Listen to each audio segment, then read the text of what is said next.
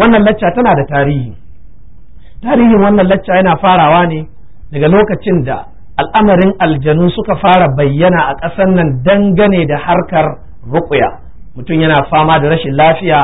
taƙici cinyewa, sai a karanta alƙur'ani sai Allah ya bashi sauƙi. Wani lokacin har ya kai kafin sauƙin ya zo sai aljanin ya yi magana, sai ya yi wasu bayanai da makamantan haka. To sai mas'ala ta taso ya zan ana da buƙatar a san waɗannan irin halittu, a san wannan duniya tasu. Shin wai ma aljani gaskiya ne? Ma'ana akwai aljani?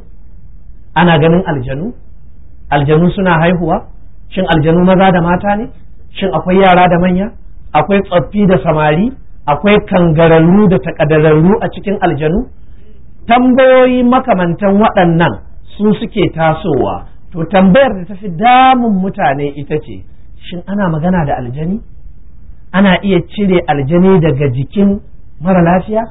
Shin wani ɗan adam yana iya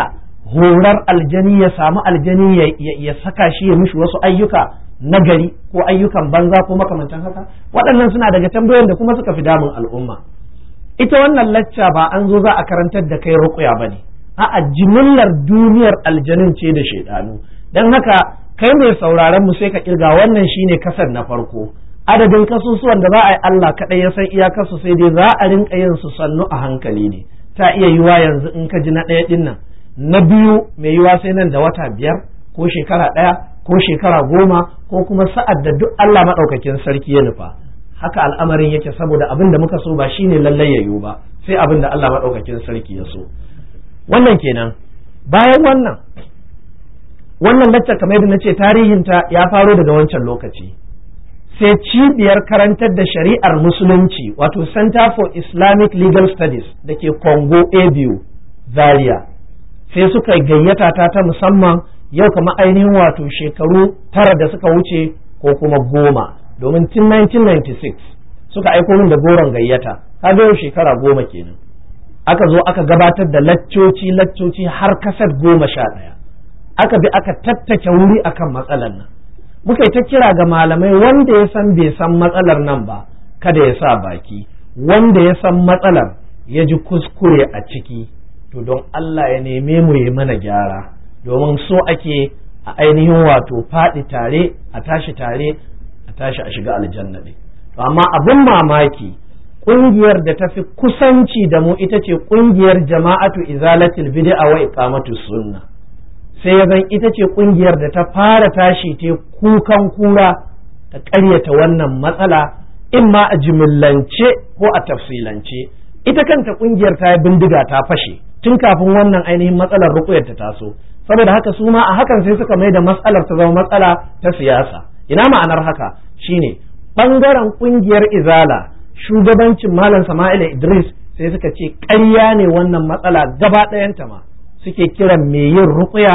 da boka, suke kiran littafin as-sarimul battar da cewa jawahirul ma'ani na 'yan ruqya. Suka yi ta ainihin maganganu munana, Allah ya kiyaye.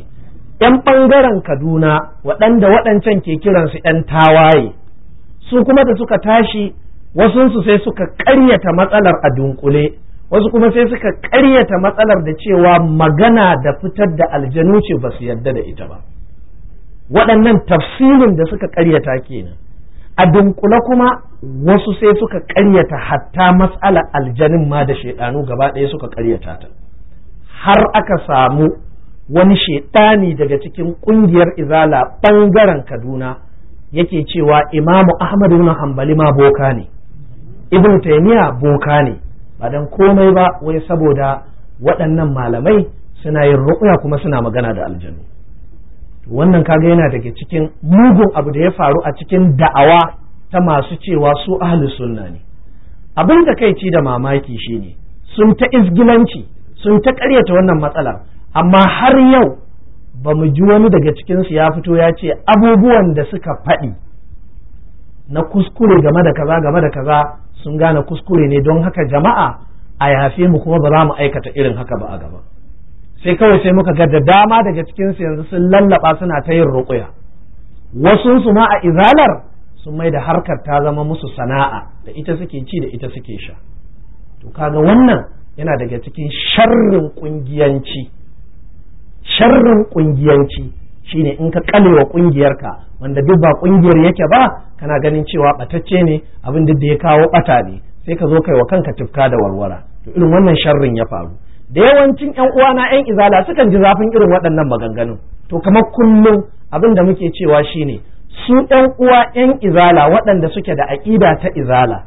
ba lallai su zama ƴan ƙungiyar izala ko ba ƴan ƙungiyar izala ba sai su rinka lura suna bambance ɗan ƙungiyar izala daban da ɗan izala a cikin ƙungiyar izala akwai ƴan ɗariƙu akwai ƴan shi'a akwai diddigar ƙayar ɗariƙa akwai ƴan al'adu babu irin tarkatarkar da babu amma ɗan izala na gaske wannan salihi ne mutumin kirki ne irin su shekul islam malam ibrahim bawa mai shinkafa irin su alƙalin shari'ar musulunci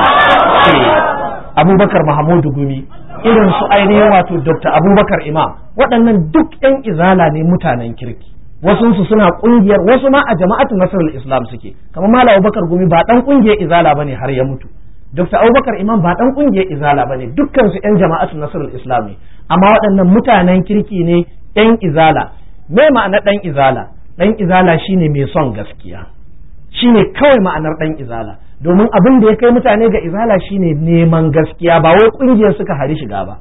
sun ji ne ga wasu sun tashi suna faɗar gaskiya sai suka tafi gurinsu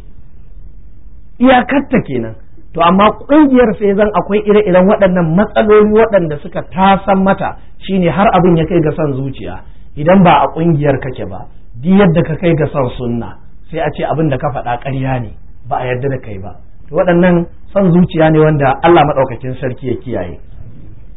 don haka muna sauraron irin waɗannan malaman waɗanda suka ƙaryata suka ce bokanci ne suka zagi manyan malaman sunna malaman fiqh irin su Imam Ahmad bin Hanbali su dawo su kankare waɗannan maganganun nasu ba dan komai ba saboda kada tarihi ya fassara su a cewa su mu'tazilawa ne saboda galibin abubuwan da suka yi musu abubuwa ne da ke da alaka da aƙidoji da ainihin maganganu irin na mu'tazilanci